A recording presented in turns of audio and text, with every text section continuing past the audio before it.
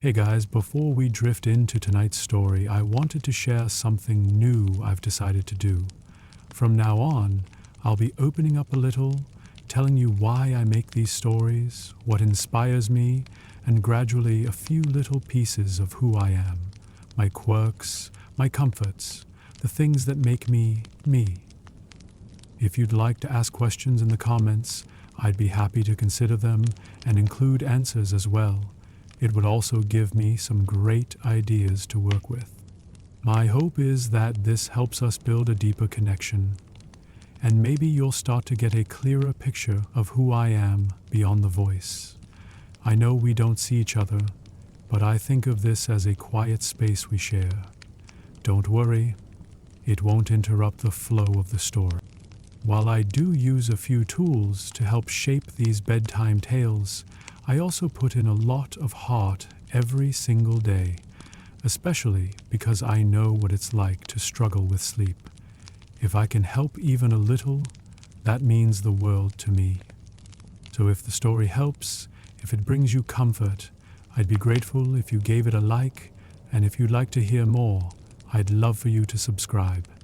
Thank you for being here, sending love and the softest wishes for sleep. Tonight we wander into the fog-drenched streets of Victorian Britain, where the gas lamps still sputter and the cobblestones glisten faintly with last night's drizzle. You hear the slow echo of boots on stone. Regular, steady, and entirely too early. That's not your heartbeat, it's the postman. He's already halfway through the alley, his satchel bouncing against one hip, wool coat buttoned too tight, and a long route ahead. Before most people have stirred from their beds, before the baker even lights his oven, he's out the door. It's cold. You can feel the dampness sneaking in under the collar, the kind that no scarf seems to block. A hint of coal smoke clings to the mist, and the occasional rat zips across the road, too fast to catch but slow enough to make you question everything. You've got 5 letters for a widow on Seagull Lane, 3 packages for a grocer who always complains about lateness, and an ominously soft envelope labeled confidential for the vicar. You probably won't survive this. So, if you're still awake, drop your location and the local time in the comments. I love seeing where you all tune in from. Now, dim the lights, maybe turn on a fan for that soft background hum, and let's ease into tonight's journey together. You trudge past the shuttered bakery. It smells like nothing yet, just flour and old yeast. The city's still dreaming, but you're already 3 streets in. It's 6:10 IMN, and technically you should have been at the first stop 5 minutes ago. The brass buttons on your coat are cold against your chest. The satchel's heavier than usual. Something about the way people send each other 3 letters in the same day now, as if time exists in packets. The fog clings to everything. Your eyelashes, your sideburns, your boot soles, slick from yesterday's slush. Historians still argue whether this infamous Victorian pea soup fog was more romantic than dangerous, but you're not feeling very poetic as you cough into your glove. Visibility about the length of one stubborn dachshund on a leash, but you keep going. Because this is the job. They call it the Royal Mail, though you haven't seen anything particularly royal about it. Just lots of doors, a few too many angry doorbells, and more steps than you can count. The average postman walks about 12 to 20 miles a day, depending on the route. That's not a typo. And no, you don't get a horse or bicycle or a sympathetic nod from strangers. What you get is a set of polished boots and a uniform that's either too stiff or too soaked, depending on the season. And yes, your boss does check the shine of those boots every day. Your route cuts between back gardens and long terraces, through tiny post office depots where you grab a second load and maybe, if you're lucky, nick a sip of lukewarm tea from a chipped tin cup. Victorian houses line the road like overachieving dominoes. Same sloped roofs, same heavy front doors. You start recognizing people, not by name, but by doormat texture. Mainstream fact, the Royal Mail Service had one of the most expansive delivery networks in the world by the late 1800s. Even the tiniest towns had daily service. Some had multiple deliveries a day, and in cities like London, it wasn't unusual to get your letter replied to within hours.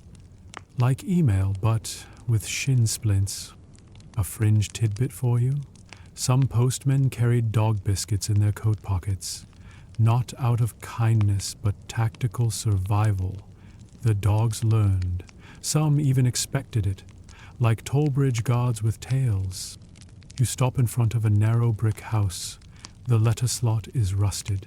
You slide the mail in with practiced precision, listening for the papery thunk on the other side. You don't linger. A chimney sweep passes by, whistling something that might be a tune or just how he breathes. You nod but don't speak. Postmen in general weren't expected to chat, just deliver and vanish, like a punctual ghost in a stiff collar. Not all ghosts had to walk this much, though. By now your shoulders ache and your hands are starting to stiffen. The fog's lifting, slowly. The city's waking. A woman beats a rug on a windowsill. A grocer shouts at a delivery boy. Someone slams a kettle down with more emotion than necessary. But you are still walking. You, and your too heavy bag, and your mission to get 10 more letters into 10 more slots before breakfast. The bell at St. Jude's chimes the half hour. It's a dull, apologetic sound, like even the clock is tired. And you've still got miles to go. You rub the side of your neck as you turn into Dunbar Crescent, an upward climb naturally. The houses here are larger, with steps leading to polished doors and knockers shaped like lion heads. None of them ever open fast enough. You swear the rich wait just long enough to make you regret using the knocker at all. But appearances matter, especially your own. That's why your boots were shined with vinegar and soot this morning. Not because you wanted to, but because the supervisor will absolutely check. He has a clipboard. He keeps notes. There are whispers that he even keeps a boot offenders list. You'd laugh, but your toes still remember last winter's frostbite.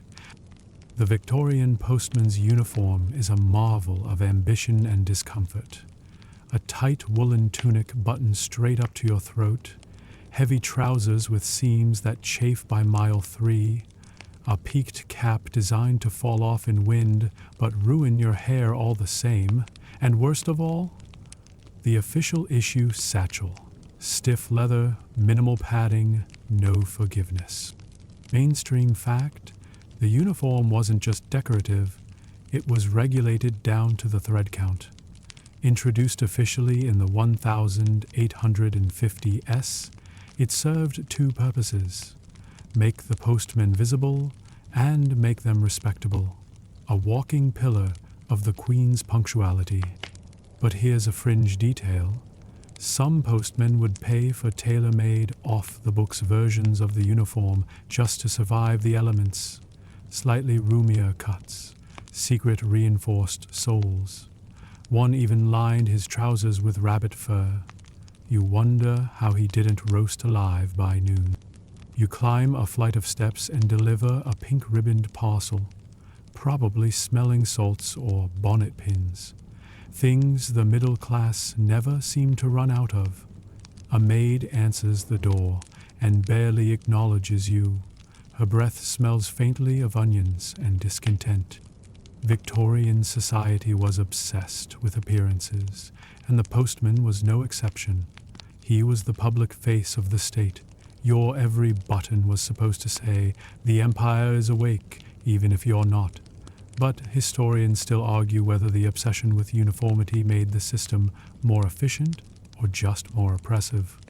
After all, postmen couldn't sit down in public while in uniform. It was considered improper. Think about that. 20 miles a day. No sitting on benches, no leaning too long on fences, not even perching on a doorstep unless invited. You were expected to be upright, always.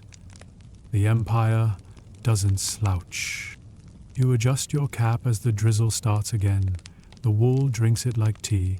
Your gloves are already damp, but removing them would mean dropping letters, and dropping letters means delay, and delay means questions and paperwork. No one wants paperwork at the end of a walking shift. You pull out a biscuit from your inner coat pocket. It's half stale, but it's fuel. You chew without stopping. A carriage rattles by, spraying something suspicious from its wheels. Your trousers sigh. You stop at, 14, a 3-story townhouse with ivy creeping over the frame. The occupant, a retired military man, insists that letters be passed to his butler only. No slot, no porch drop, no exceptions. You knock once. Wait. Knock again. When the butler finally opens the door, he stares at you like you've just tracked manure across Buckingham Palace. You hand him 2 envelopes. He nods once, closes the door. You pause. Let the drizzle pool a moment in the brim of your cap. Then you're off again. What's striking is how much walking becomes muscle memory. You stop thinking about the streets and start recognizing houses by smell. One house always burns lavender oil. Another always smells faintly of wet dog and cabbage. And the Smiths? They smell like new paint and disappointment. Your route wraps round a quiet canal. A duck eyes you with suspicion. That's fair. Last week a postman fell in trying to retrieve a package that had blown off the bridge. It was saved. The postman's dignity was not. A soft clinking in your bag reminds you of the one parcel that requires care. Someone's sending porcelain again, probably teacups or a fragile urn. They always write, fragile, like that'll magically cushion it. You shift the satchel's weight. Your shoulders twinge. Your spine has opinions. But here's the thing. You don't quit.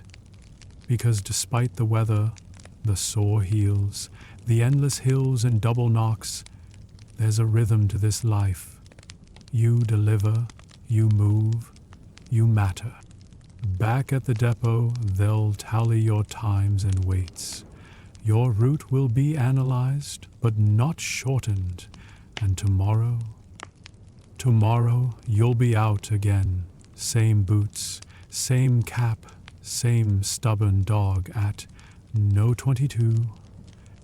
And yes, probably still wet. You turn onto what everyone calls the stretch.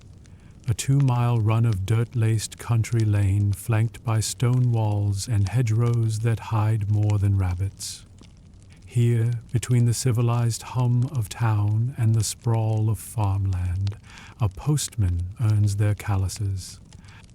There's no shortcut through these fields, no carriage, no rail, no borrowed bicycle, just your feet, the occasional startled pheasant, and the ever-present ache in your knees.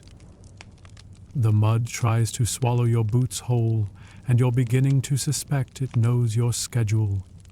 You breathe in through your nose, and it smells like frost and something distinctly horsey. The hedgerow to your left rustles. Please, let that be wind, or a fox, not another goose. You still remember what happened last month. The bruises faded. The shame, not so much. Rural postmen in the Victorian age faced landscapes urban routes never prepared them for: crumbling bridges, flooded brooks, and once, allegedly, a runaway pig that chased a postman nearly a mile.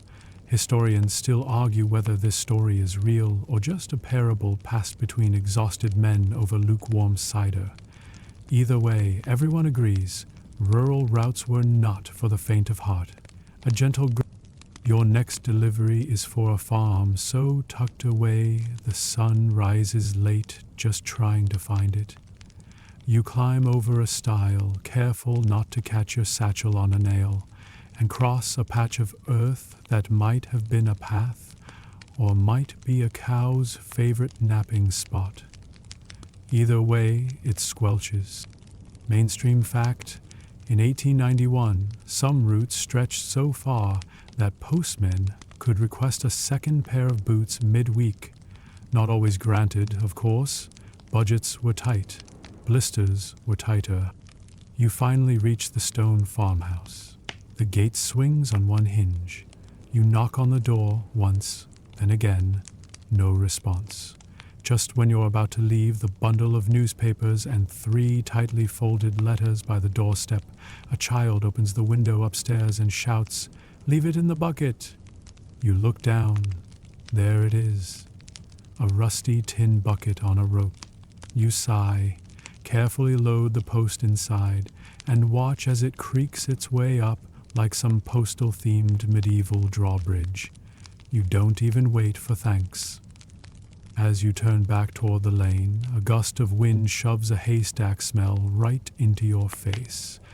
It's not offensive exactly, just aggressively organic. You pass another cottage, this one with a goat tied to the front gate. It stares at you. You stare back. This is a territory negotiation. You win by ignoring it. You walk faster. One of the lesser-known quirks of rural deliveries was the sheer unpredictability of each stop. In towns, you might deal with rude matrons or children flinging marbles. Out here, there are feral roosters, accidental wells, and postboxes inside barns guarded by cows. Real hazards. And yet, there's peace in the in-betweens. A kind of mental hum that rises up between one house and the next, the rhythm of steps and letters and breath. You watch as the wind bends the grass in long, lazy waves. A distant bell rings from the village church. You're too far to hear the time, but the sound wraps around your ears like steam from a kettle. At your next stop, a shepherd waves from a field, and you wave back. No words. Just mutual respect between 2 people who know what it means to be wet, cold, and alone, but still doing the job. Your satchel is half empty now. That helps. You feel it in your hips, the way your spine shifts from tension to resignation. Fringe tidbit. Some rural postmen time their stops using sun positions and livestock behavior. Deliver to the mill when the dog barks twice, one old route sheet read. Whether this was clever adaptation or just a cry for help, historians still debate. Your boots make a hollow clop against a bridge. Below, a sluggish creek snakes past. You pause, lean on the railing and breathe. For just a moment, you're not a delivery man. You're a figure in a landscape, a brief silhouette against all this wind and history. Then you hear a squawk, the goose. You start walking again, faster, back in town now, and the bells of St. Edmund's strike 9. Not a shout, not a chime, but a sort of groggy suggestion. You glance at the watch pinned to your tunic, right on time. Which is good, because this is the part of the route that gets weird. See, unlike the modern world where post is delivered once a day and forgotten in a digital avalanche, Victorian cities expected 2, sometimes 3 deliveries daily, morning, noon, and tea time, because heaven forbid anyone wait until tomorrow to hear that cousin Agnes disapproves of the new wallpaper. Mainstream fact. By the 1880s, places like London and Edinburgh saw up to 12 postal collections a day in some central areas. 12! You could write a friend in the morning, have your letter answered and returned by nightfall. This wasn't snail mail. This was caffeinated snail mail with military discipline. And every one of those deliveries walked. Rain, snow, fog, hail, heat waves, no excuses, no delays. A delivery missed was a reprimand earned, and reprimands were written in red on official paper. That you had to sign. You learned to fear the paper more than the weather. Today, your second load's heavier than usual. You stop at the depot, and the foreman doesn't even look up, just jerks a thumb toward the bags already laid out. One is leaking flour, another smells strongly of camphor and regret. You hoist yours up and head out again, past the baker's, where the morning queue is full of impatient elbows and good gossip. That's the thing. Your route isn't just about the steps. It's about being part of the rhythm of the day. The postman is the rhythm. You're the reason Mrs. Pilcher gets dressed before noon. The reason the grocer's daughter brushes her hair. The reason 5 men pretend not to be waiting for a reply from one particular woman in lavender gloves. You pass 2 schoolboys racing their slates down a gutter and leap out of the way just in time. One of them shouts, "Posty, got one for my gran?" You ruffle his cap on the way by. "No, but you'll probably have 3 for her by tea time." A fringe tidbit, postmen were sometimes used as impromptu message couriers, off the books. A lady might slip you a sealed envelope with 5 pence and a wink. If it's not too much trouble, of course it's trouble, but also 5 pence. You approach the boarding house with the green trim. 6 letters, same address, 6 different rooms. You know them all.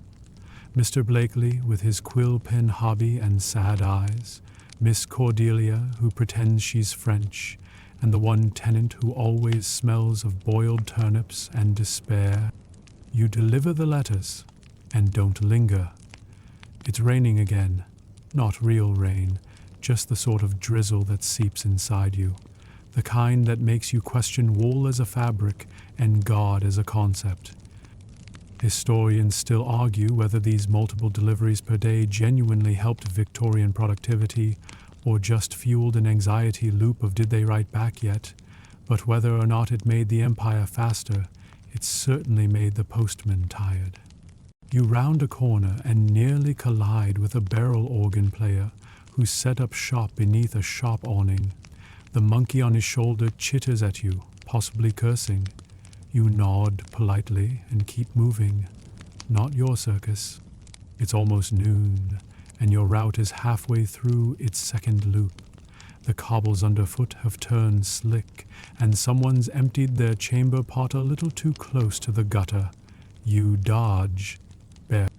The city is louder now. Horses clatter. Street criers shout. Windows open and slam shut. You're moving through it all like a letter through a chute, direct, determined, damp.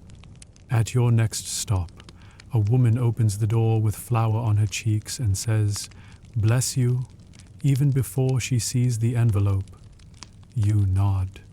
No need for conversation, just the small, sacred exchange of news for motion. She clutches it like it might sing. And then you're off again, because the deliveries don't wait, they multiply. By now, your feet have settled into their rhythm. Heel, toe, squish, because naturally the rain has escalated from drizzle to an almost sarcastic downpour. Your cap does its best, your coat does its worst, and the letter paper prays you don't trip. But you don't stop, because the letters must get through, and there are so many letters. Victorian Britain was, simply put, obsessed with correspondence. Not casual now and then writing, no, this was compulsive, competitive, caffeine-fueled, epistolary chaos. Lovers sent 3 notes before breakfast, neighbors wrote instead of talking, siblings wrote even if they lived 3 streets apart. There are records of people posting a question in the morning, "What would you like for dinner?" and receiving the answer back before lunch. Imagine if texts required shoe leather. Mainstream fact. By the late 19th century, the British postal system was delivering nearly 2 billion items a year, almost 60 letters per person annually. And that's just letters. Packages, circulars, postcards shaped like Victorian novelty ducks, all extra. You pass a pillar box so stuffed that a corner of someone's poetry is poking out the slot like a curious tongue. You tip your cap at it, make a mental note for the collection boys, and keep walking. Because your job isn't just delivery, it's volume control. Every stop on your route, you carry bits of news, bits of worry, flirtations wrapped in blue ink, bills hidden in folded politeness, invitations, rejections, and occasionally an envelope that's been sealed with so much wax you wonder if it's protecting state secrets or a fruitcake recipe.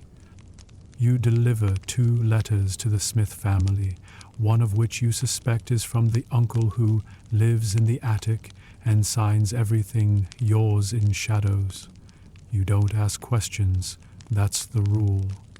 The envelope might smell like brandy and desperation, but your job is to deliver, not diagnose. A fringe tidbit: there were entire advice books in Victorian times about how to write proper letters. One titled The Complete Letter Writer for Ladies and Gentlemen included 240 pre-written examples for everything from proposing marriage to apologizing for sneezing on someone's hat. Seriously, you step into a narrow alley to avoid a splashing omnibus, and the walls feel too close. A cat darts by, possibly imaginary. You're starting to hallucinate from dampness. By the 1880s, even working-class households sent and received letters regularly. Literacy rates had risen, postage costs had dropped, and the culture had shifted. Writing letters wasn't just polite, it was expected. For the middle classes, it was practically a competitive sport. Historians still argue whether this epistolary explosion was a true cultural revolution or merely a side effect of too much tea and too little meaningful conversation. But what's clear is this: postmen were the overworked foot soldiers of an empire drunk on ink. You pass by a window where someone is already writing their next note. A man dips his pen, pauses, scowls, and dips again. His handwriting is beautiful but angry. You'll probably be delivering that one tomorrow.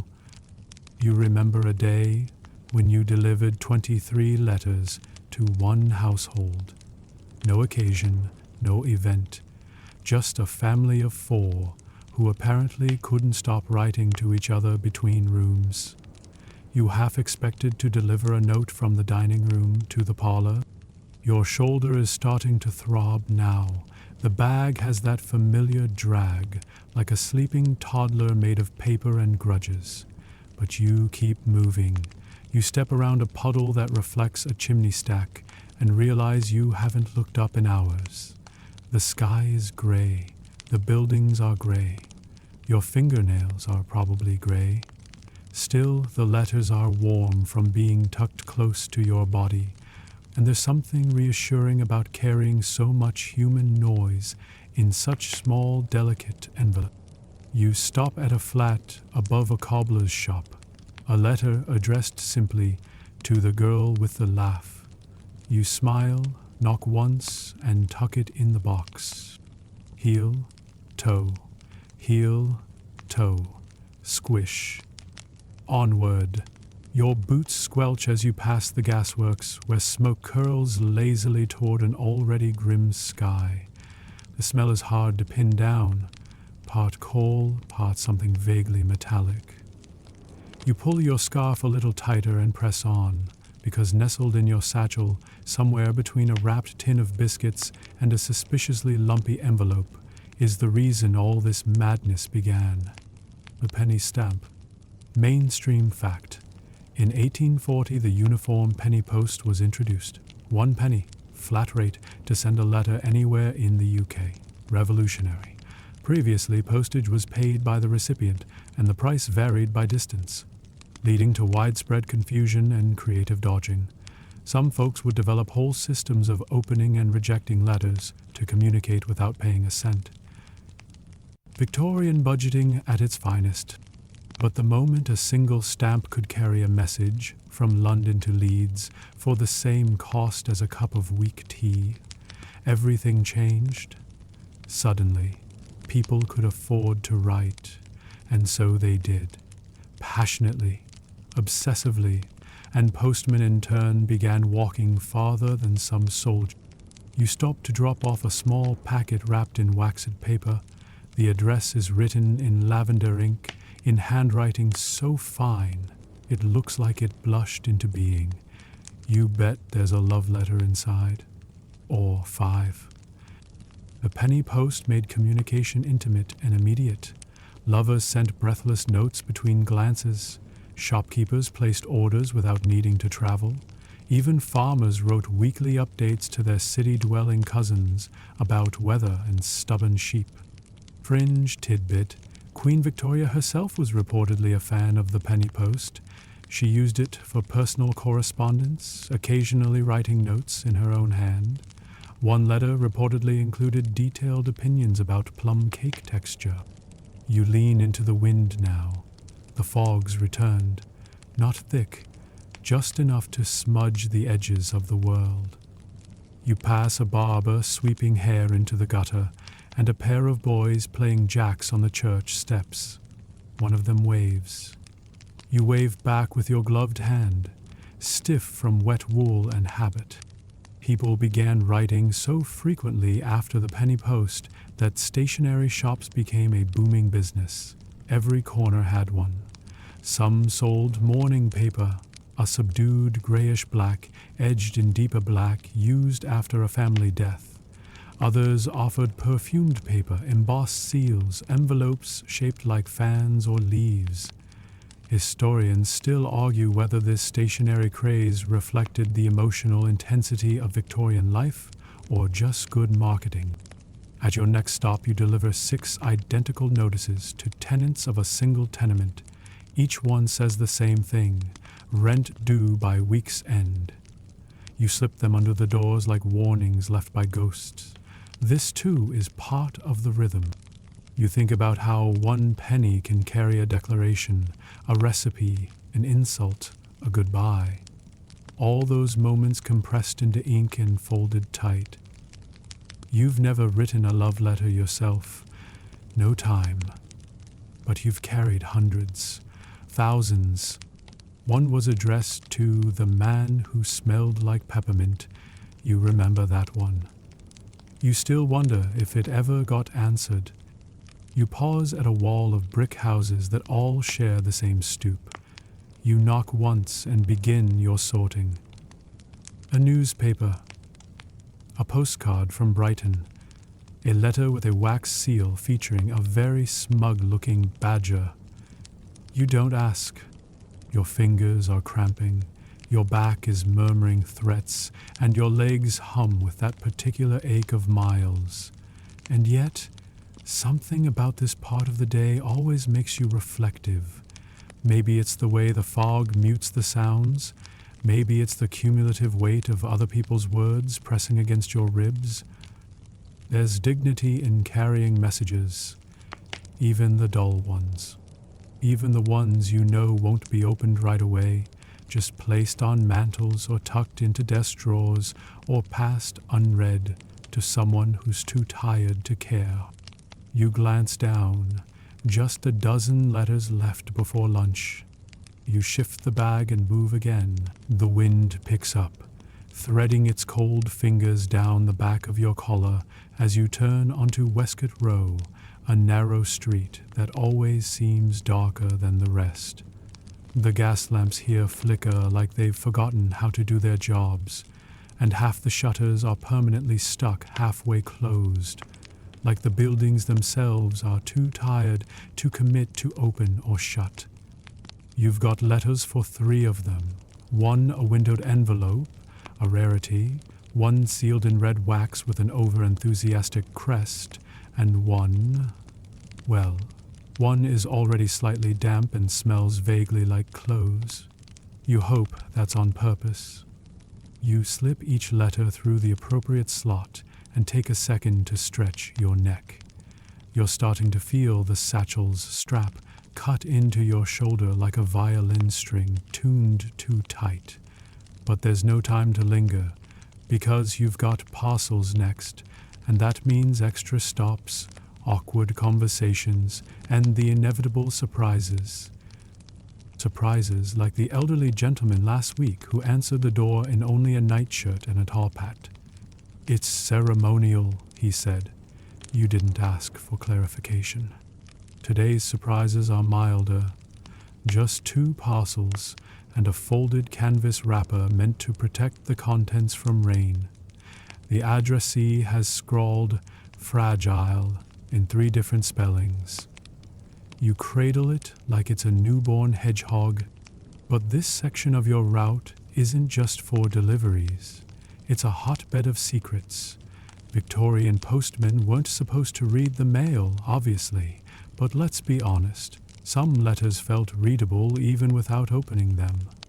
The paper rustles a certain way, the ink smudges just enough. Some envelopes are perfumed, others are smudged with fingerprints or occasionally flour. You get good at guessing. Mainstream fact. The Royal Mail employed a dead letter office where undeliverable or misaddressed mail was examined, and sometimes opened, to determine where it belonged. It was the Victorian version of digital forensics, except with more tea and fewer passwords. You reach the end of the lane where Mrs. Gladstone lives, a retired governess who always insists you stay for a biscuit. You don't, but she insists anyway. "Come in. It's ginger today," you tell her gently, for the 100th time, that you're not allowed. Her disappointment is theatrical, but her tip at Christmas time more than makes up for it. Then there's Mr. Frenshaw, who always asks if there's a letter for him, even though there hasn't been in 6 years. You nod politely and say, "Maybe tomorrow." He nods back, satisfied, and retreats into his gloom. A fringe tidbit, there were actual manuals printed for postmen on how to handle suspicious packages. Not for bombs, though those came later, but for things like leaking jars, strong-smelling boxes, or parcels that contained bees? Yes, that happened, more than once. And somehow the bees were not the strangest part of the story. You duck under an overhanging awning just as someone empties a chamber pot from above. The splash just misses your boots. Small victories. Historians still argue whether the sheer volume of intimate letters, gossip, and parcels sent daily created a more emotionally connected society, or simply one that never learned to stop talking. Either way, you carry the weight of it. You pass the corner where the newspaper boy always yells too loudly, where the florist throws petals into the gutter like confetti, and where someone, always someone, burns toast. The city is a loop, a language, and you walk its grammar every day. At your next stop, you deliver a single letter. It's pale blue, addressed in a shaky hand, and sealed with a sticker that reads, "Please be kind to this message." You hesitate. You slide it through the slot carefully. Sometimes the weight of what you carry isn't physical. Sometimes it's the quiet. You adjust your cap and press forward. There's another bell to ring, another dog to charm, another note to deliver to someone who's been waiting by the window since dawn. Your trousers are starting to stiffen with cold, and your gloves are slick with the kind of wet that isn't rain anymore. It's just Britain. Still, your feet press onward, because the route's about to get a little more interesting. You're entering the animal zone. This is the stretch between Turner's Bakery and the canal bridge where every creature in the city seems to conspire against you. First stop, number 17, where the dog is always ready. Always. Historians still argue whether certain Victorian breeds were selectively bred for letterbox aggression, but the little beast behind this door sounds like a coffee grinder filled with wasps. You don't flinch. You've learned. You angle the letter just right, push it through fast, and pull your fingers back like a magician with a disappearing coin. Mainstream fact.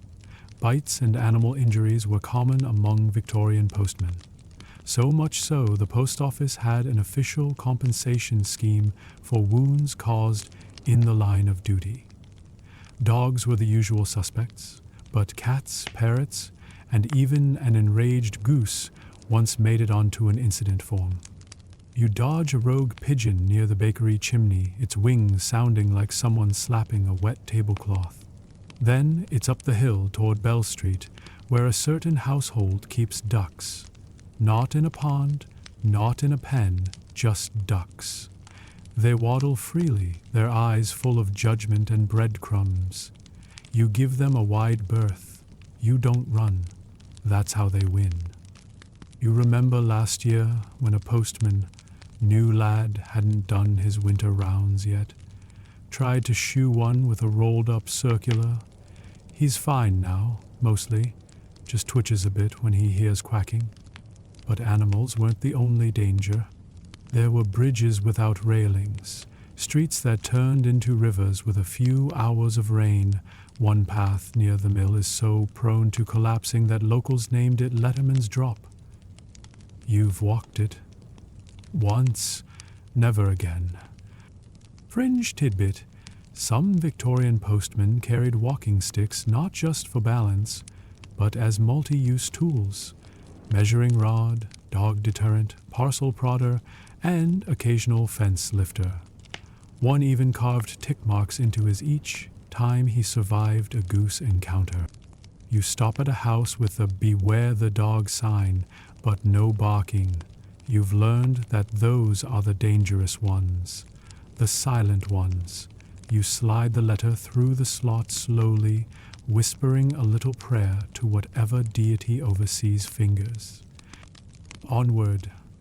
Past the dressmakers where 3 cats line the windowsill like judges, past the butcher's shop where stray dogs gather like it's a smoky Victorian poker night. One of them eyes your satchel. Not today. Historians still debate whether the perils of animal encounters were exaggerated by dramatized memoirs, or whether postmen were just oddly cursed. Either way, ask anyone who's done this long enough. They'll have scars, literal or emotional. At your next stop, you hand-deliver a parcel to a woman with a parrot on her shoulder. It screams, "Where's my money?" You jump. She doesn't. "He's quoting my ex-husband," she says, before giving you a boiled sweet. You decline. Further up the road, a goat is tied too close to the fence again. Its eyes are full of ancient rage. You take the long way around the fence post and hope it doesn't remember you from last spring. Rain picks up again, or maybe it never stopped. Your coat is less a garment now, more a suggestion of fabric. Your boots are singing sea shanties, and your hands, well, they're still delivering letters, because this route doesn't pause for weather or wildlife. You crest the hill and look out over the rooftops. Chimneys like chess pieces, streets like tangled yarn, smoke curling up from hearths where people are writing their next letter. You feel the satchel's weight again. You press forward. Because geese may honk, dogs may bite, but the post must always go through. You shake the rain from your cap with a flick that's become second nature, equal parts defiance and futility, and step into a neighborhood that shifts the air somehow. Cleaner cobbles, fancier fences, chimneys puffing out lavender-scented smoke. This is where the big houses live, and you, the humble postman, are about to deliver news to parlors the size of your entire flat. These deliveries are different. You don't knock hard, you don't linger, you do everything with a bit more polish, because this is a world that notices. Even the envelope must look like it knows how to curtsy. Mainstream fact: Victorian mail service made no distinction between rich and poor in speed of delivery. A letter to a viscount and one to a boot block traveled in the same bag. But that's where the equality ended. The contents, the tone, the expectation, entirely different realms. You step through a wrought iron gate, carefully it squeaks like judgment, and approach a 3-story townhouse with a red door and a lion-head knocker. You don't use it. There's a bell, of course, there's a bell. One gentle tug, and you're greeted not by the recipient, but by a butler. You nod. You hand him 2 letters. He does not nod. He vanishes like an exhaled sigh. You're fairly sure he was born in that coat. Inside, behind heavy drapes and ticking clocks, you know these houses are filled with tea sets that have names, and debates over whether opera counts as exercise. Letters here are formal, engraved, monogrammed, perfumed, ribbon-tied. You once delivered a letter sealed in wax that matched the recipient's drawing room wallpaper. You felt underdressed just touching it. You leave the garden gate ajar, never fully closed, they don't like that, and continue toward the back roads, where the contrast always hits like cold water. Because the next few houses, not parlors, not butlers, just bricks and smoke, and laundry flapping like protest flags. You approach a 2-story terrace where 7 people share a water pump and 1 letterbox.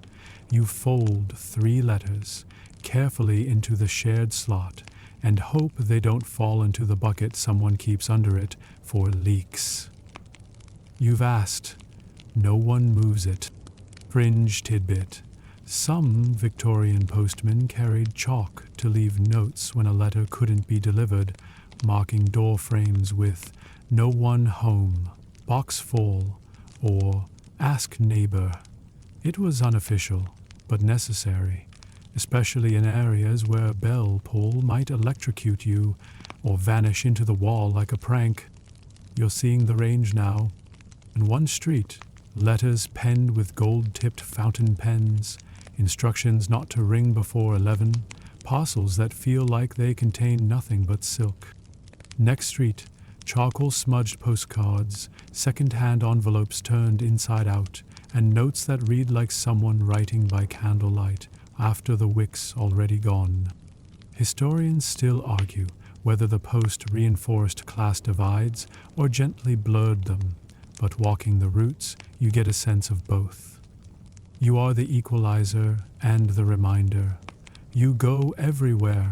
You are expected to be invisible, but you see everything.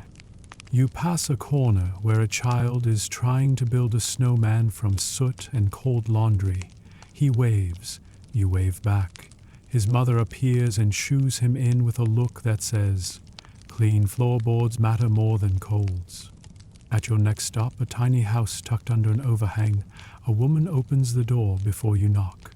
"For me?" she asks, eyes already hopeful. You hand her a folded envelope. She reads the return address, exhales, and disappears inside. No thank you needed. You saw it in her shoulders. Your satchel is lighter now, but your steps feel heavier, not from fatigue, though that's definitely present, but from thought. All these routes, all these lives, intersecting with your boots and your gloves and your ink-smudged fingertips. You think about that red-sealed letter you delivered earlier and the charcoal postcard you just handed off. Different worlds. Same rain, Same postman. You duck into the depot for a short break, which, if we're being honest, is a break in name only. Resting never meant sitting. Not here. Not for you. The depot is a drafty room that smells of old rope, pipe smoke, and wet wool. The floor's always slick. Someone's always shouting or coughing, or both. You find your cubby, dump your empty satchel with a relieved grunt, and pick up a second one, already waiting, already full. Mainstream fact: Victorian postmen rarely had proper rest breaks during shifts. Instead, they operated on rotations: drop, sort, pick up, deliver, repeat. A brief pause might mean tea from a chipped tin mug in the corner, standing up watching the clock, or a minute by the window, stretching one leg just enough to pretend your spine still works. You sip something warm, you're not sure what. It came from a shared kettle labeled tea in quotation marks. You think it may also contain boot polish. Then back to it. Is this next stretch? Parcels. And parcels mean stairs. So many stairs. The blocks near the railway station are new. 5 floors high, no lifts, steep steps worn shiny by feet and time. You climb them like a monk climbs penance, every letter a rosary bead of obligation. First stop, a family of 7 living in 2 rooms, a parcel of thread. The mother takes it with a quick nod. She's already sewing something as you turn away. Second stop, a narrow flat where 2 lodgers share a bedroom and, somehow, a goat. You don't ask. The parcel says, handle with care, but you feel something tick inside. You wedge it through the door and move on quickly. A fringe tidbit. Some postmen kept personal ledgers of which addresses were safe to linger at, places that offered tea, warmth, even a chair, and which were to be avoided at all costs. Not officially sanctioned, of course, but shared in whispers during sorting, passed on like survival maps. You climb another staircase and your knees make a noise that feels more Victorian than you'd like. You pause halfway up. There's an old piano on the landing. No one knows why. It hasn't moved in 20 years. Someone once played a single sad note. The echo still haunts you. At the top, you knock on a peeling green door and are greeted by a man who opens it just wide enough to accept the parcel and mutter, "Cheers." You smell mothballs and onions. Then the door clicks shut. Historians still argue whether the grueling nature of the postman's shift was a result of overambition, underfunding, or sheer national obsession with correspondence. Some say it was empire pride, proof that Britain ran on time, one letter at a time. Others say it was plain exploitation, dressed in brass buttons. You know this much: it was relentless. Your boots are soaked, your back is whispering threats in Latin, and your satchel is still 3/4 full. You descend 4 flights of stairs and knock on a basement door. A girl answers with a grin that could cut fog. You hand her a letter with a gold edge. She squeals and vanishes. You hear a cork pop. You don't ask. Next, a flat above the butcher. The stairs are coated in something slick. Don't think about it, just grip the rail, balance the parcel on your hip, and soldier on. At the top, no answer. You knock again. A note taped to the door reads, "Gone dancing. Leave it with Agnes." You sigh. Agnes is 3 floors down and never happy. You obey anyway. Rest doesn't mean stillness here. It means recalibration. Adjust the satchel, stretch your fingers, fume a bit to keep your rhythm. And just like that, The bell tower strikes again. Afternoon. You've delivered 73 letters, 11 parcels, 4 circulars, and something that might have been a hat. You've walked 11.6 miles, and you still have the final loop ahead, because the sun is beginning to tilt, and the third delivery waits. The chime of the nearby church bells echoes faintly, softened by stone. You check your remaining bundle. Still too many, but less than before. That's how you measure the day, not in hours, but in weight. You move again, because the heart of the city still pulses, and the postman must follow its rhythm. The light has changed. You notice it not because the sky is clearer. It isn't. But because the shadows stretch longer now, leaner like cats stalking across the cobbles. Afternoon in the city isn't quiet, it's busier, louder, more angular. But for the postman it means a change in pace, a shift in the tempo. You've reloaded your satchel, again. And now you're threading your way into the tangled veins of the city center, where buildings press in close, alleyways curve like secrets, and the streets are named things like Mouse Tooth Passage and Inkpot Yard. This is the heart of the route. Mainstream fact. The urban postmen of Victorian cities, especially London, had some of the most complex routes in the empire. With the expansion of the rail system and the General Post Office's central sorting hubs, inner-city delivery became a feat of human cartography.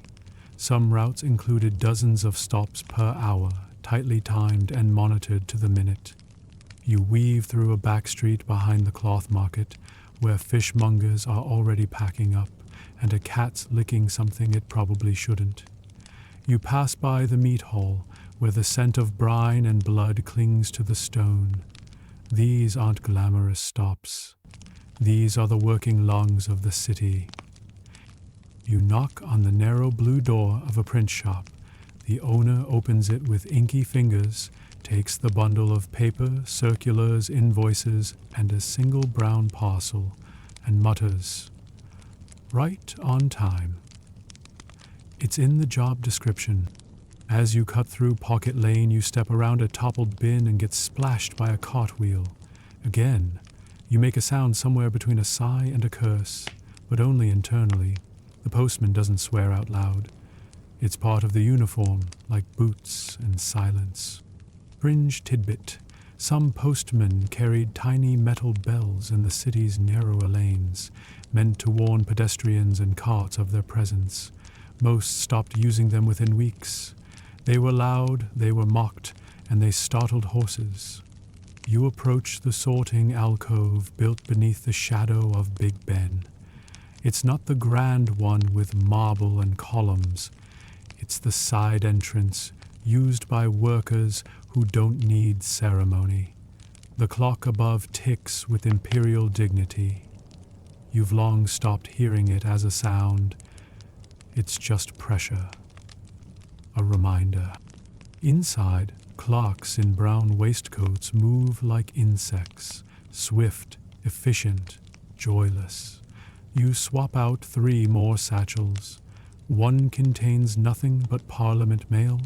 Another is bound for embassies, with wax seals, ribbons, and serious-looking scripts in several languages.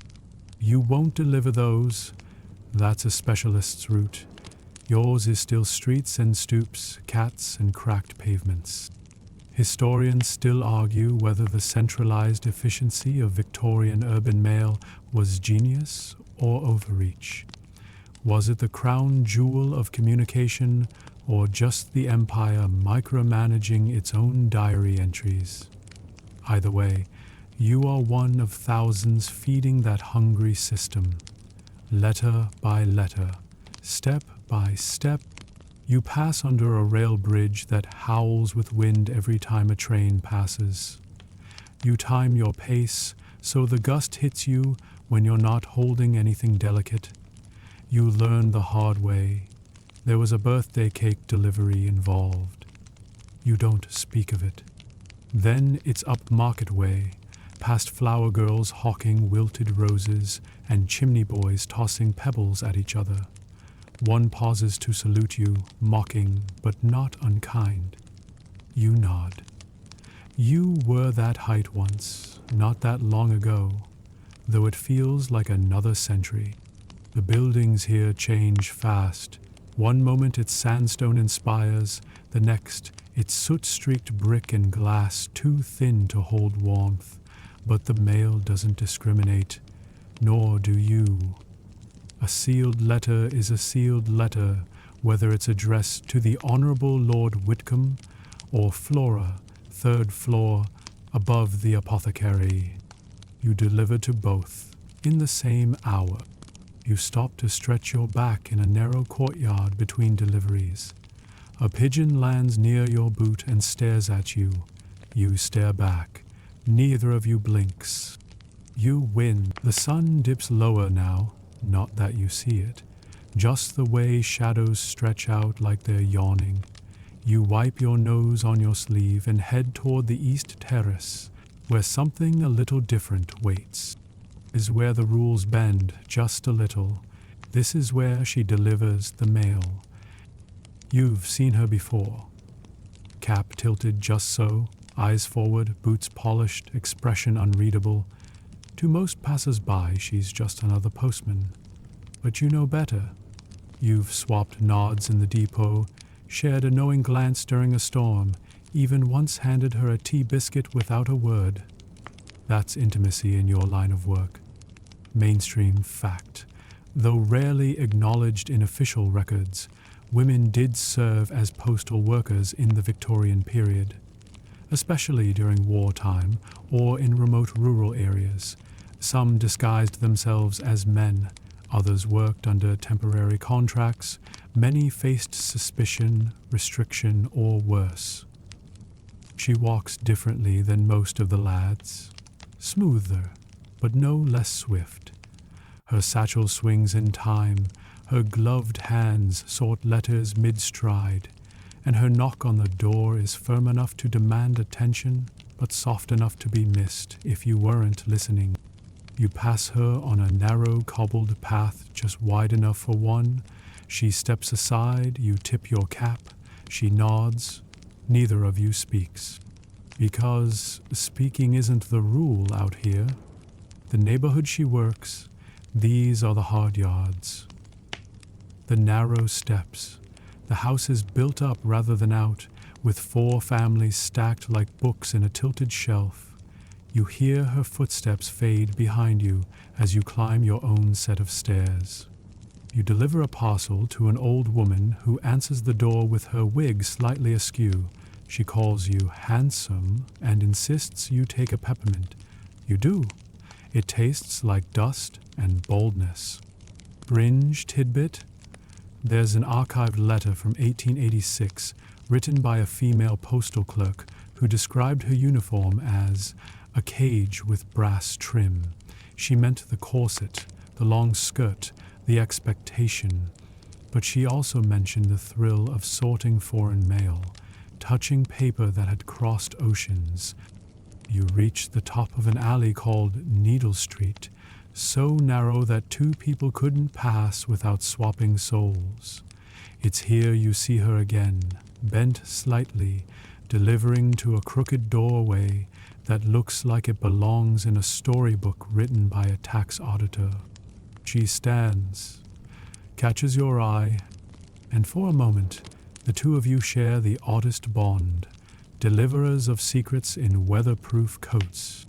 Historians still argue whether women in the Victorian postal system were pioneers or placeholders, used in times of crisis and then quietly shuffled aside. The truth is likely both. But in that moment, watching her disappear into the fog, you know one thing for certain. She's better at the stairs than you.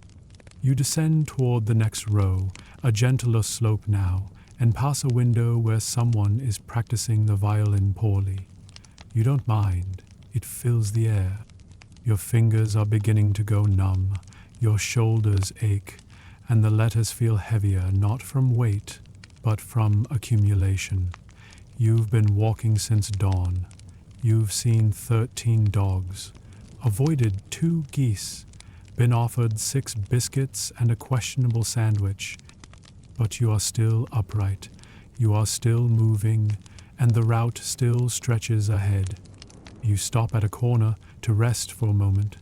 Not sit, of course. That's not allowed.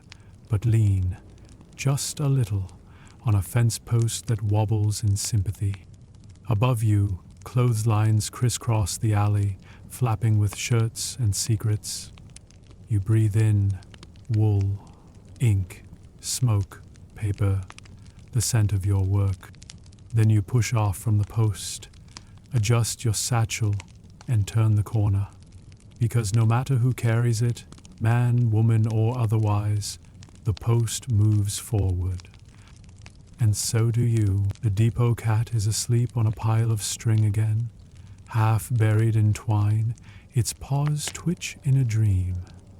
You pause just long enough to envy it, then move on.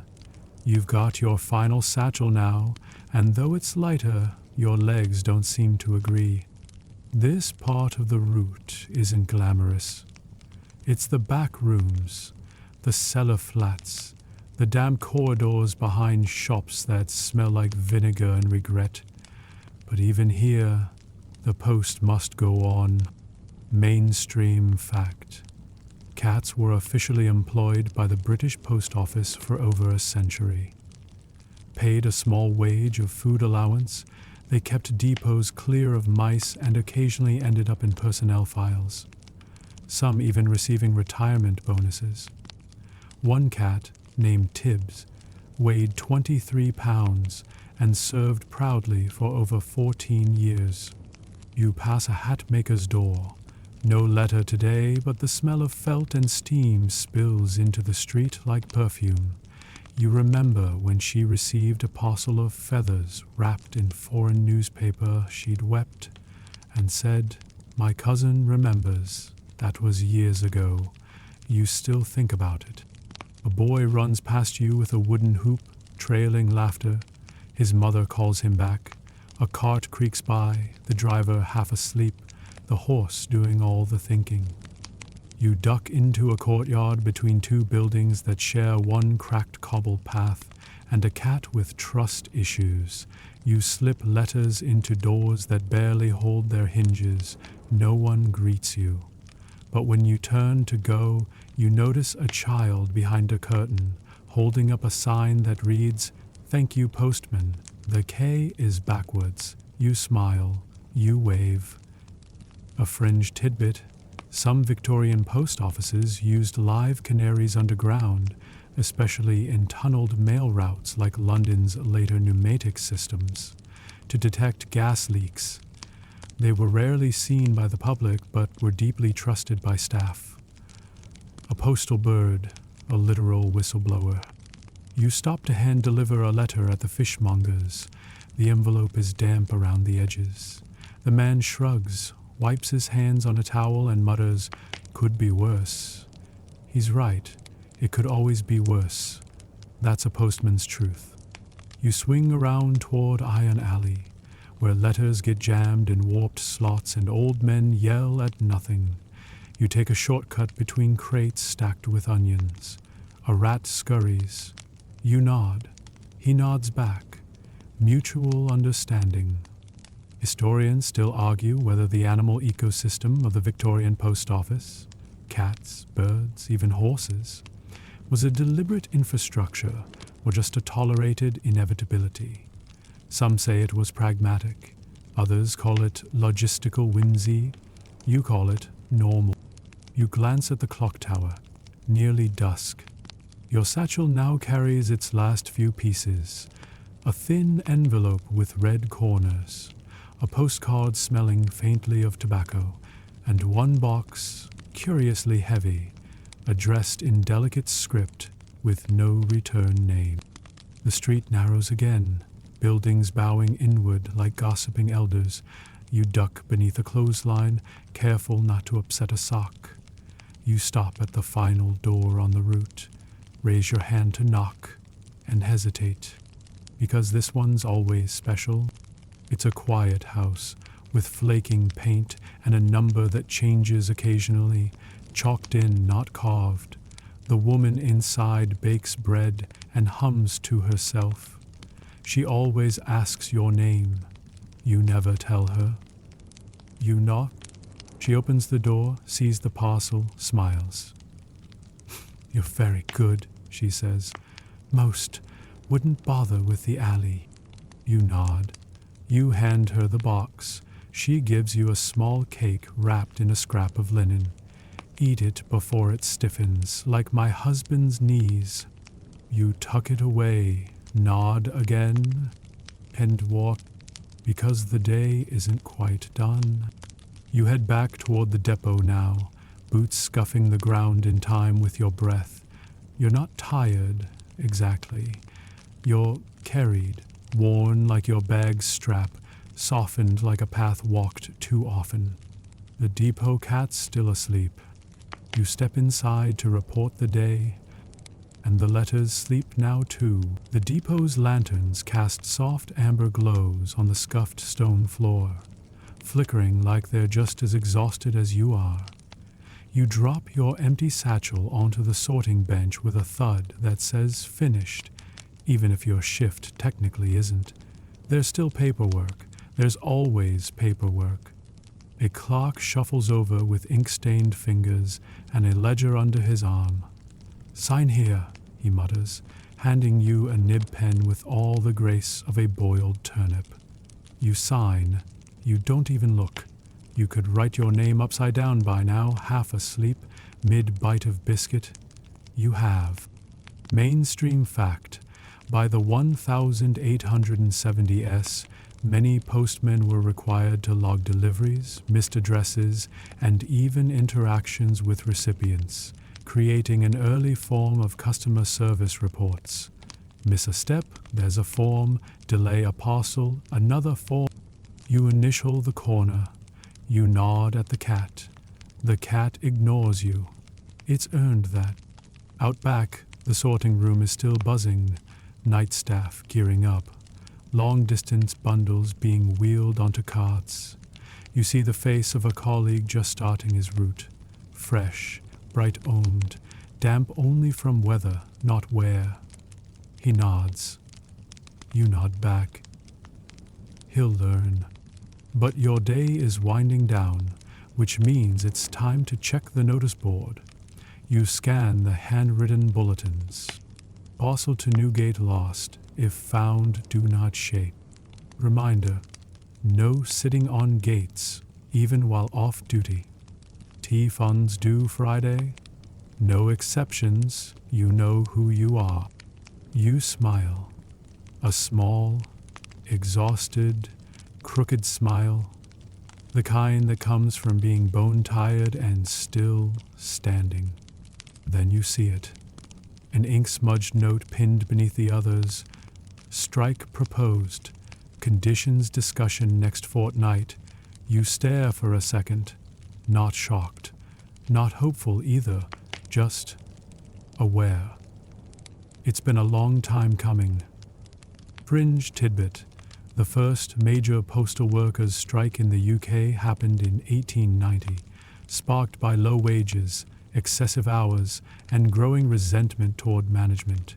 The strike was short, but its echoes carried into reforms that reshaped the postal landscape. Historians still argue whether the strike was truly effective or merely symbolic. Some say it gave birth to modern worker rights. Others say it was just steam released from a boiling pot. You don't know what to think. You're too tired to debate. But you do remember the feeling last week, standing in knee-high water on the edge of Hollow Ditch Lane, delivering a package marked urgent to a man who didn't open the door, just shouted, "Leave it there," and coughed into the silence. You'd stood there dripping, thinking, this is not what they promised when I got the boots. The sorting bell rings once, sharp and final. End of shift. You shrug your coat from your shoulders, feel the weight peel off like bark from a tree. You stretch your arms, The ache is everywhere now, familiar, intimate. But it's quieter than it used to be. Your body has learned to carry it like extra layers. You pass by the clerks counting envelopes, by the rail cart clanking off toward the night post, by a table where someone sketched a very crude portrait of the supervisor with the word tyrant written beneath in cursive. You nod to no one, and then you step back into the night. The rain's stopped, for now. You begin the walk home. It's quieter than your route. Slower. You loosen your scarf and feel your spine remember softness. Tomorrow you'll walk again, but tonight you walk for no one. The walk home is the longest of the day, not in distance, but in distance from duty. Every step away from the depot feels like peeling back a layer, not of clothing, but of role. The postman doesn't disappear, he just softens. You turn onto a quiet lane where puddles reflect lamplight, and everything smells faintly of chimney smoke and old bread. The streets are nearly empty now. A woman pulls her shawl tighter as she hurries by. A carriage rattles in the distance. The city is finally exhaling. Your boots are soaked through, soles spongy with wear. You make a mental note to oil them. You won't, but it's comforting to pretend. Your satchel is gone, but your shoulder still carries it in memory. You feel phantom weight, phantom pressure. You walk a little lopsided still. Funny how the body holds on longer than the hands. Mainstream fact. Many Victorian postmen work 6 days a week, starting before dawn and finishing after sunset. Their wages were modest, and their pensions almost non-existent. Yet the job was considered respectable, honorable even. A postman in uniform was a trusted face, a reliable presence. Some families handed down the role like heirlooms. You pass a bakery window where the glow of coals is fading to embers. The baker inside dozes in a chair, head tilted, mouth slightly open, apron dusted with flour. You nod, though he doesn't see. That kind of tired deserves respect. You step over a broken cobble, skirt a puddle, and turn into your alley. Your flat is 3 floors up, tucked beneath a roof that leaks in only very specific weather conditions. Unfortunately, today's included. Fringe tidbit: postmen in certain districts had unofficial walking clubs in the evenings. They didn't talk about mail, they just walked, long after delivering, through parks, markets, quiet squares. Maybe it was muscle memory, or maybe walking was the only way to remember who they were without the bag. Your key sticks in the lock. It always does. You jiggle it, push your shoulder against the door, and finally it opens with a reluctant groan. Inside, stillness. The good kind. The kind with no bells, no dogs, no wet envelopes. You take off your coat. It lands with a heavy thud on the peg. You sit. Finally, for the first time today, you sit. And in that moment, you remember the cake the woman gave you, still wrapped in its linen square. You unwrap it slowly, crumbly, spiced, not bad. You eat it in silence, leaning against the table, boots still on, face tilted toward nothing. Then you reach into your pocket and pull out the last letter. Not one from the root, one you've kept. Not opened, not yet. It's from your brother, out in Leeds, sent 2 weeks ago. You hold it between your fingers, heavy with ink and homesickness. You don't open it tonight, not yet. You've walked all day, carrying the lives of others. It's enough, for now, to hold one small piece of your own. And now the boots are off. The kettle clicks on in the background, soft, slow, its steam curling into the quiet corners of your little kitchen. You sit in the stillness, spine finally uncoiling, breath coming in deeper waves now, slower. The world outside hushes.